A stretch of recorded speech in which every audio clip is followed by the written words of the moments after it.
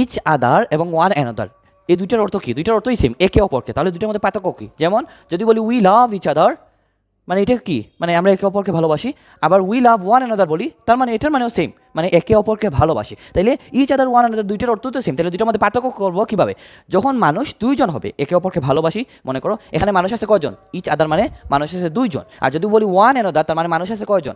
মানে দুইয়ের বেশি, 3 4 5 ওইরকম হইতে পারে। তাই মানে যখন দুইজনের মধ্যে একে অপরকে বুঝাবে তখন আমরা কি ইউজ করবো? Each other.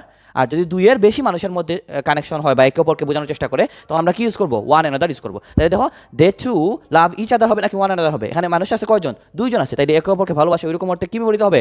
মানে যেহেতু দুইজন আছে তার মানে ইচ আদার হবে। এখন দেখো এই যে the three sisters love each other হবে নাকি ওয়ান অ্যানাদার হবে? এখানে মানুষ আছে কয়জন? 3 জন বোন আছে, ওরা একে অপরকে ভালোবাসে ওইরকম কিছু বলতে চাইতেছে। তার মানে যেহেতু 3 জন আছে, দুইয়ের বেশি, তার মানে কি হবে? ওয়ান অ্যানাদার হবে। তাহলে 2 জন হইলে ইচ আদার আর 2 এর বেশি হইলে ওয়ান অ্যানাদার।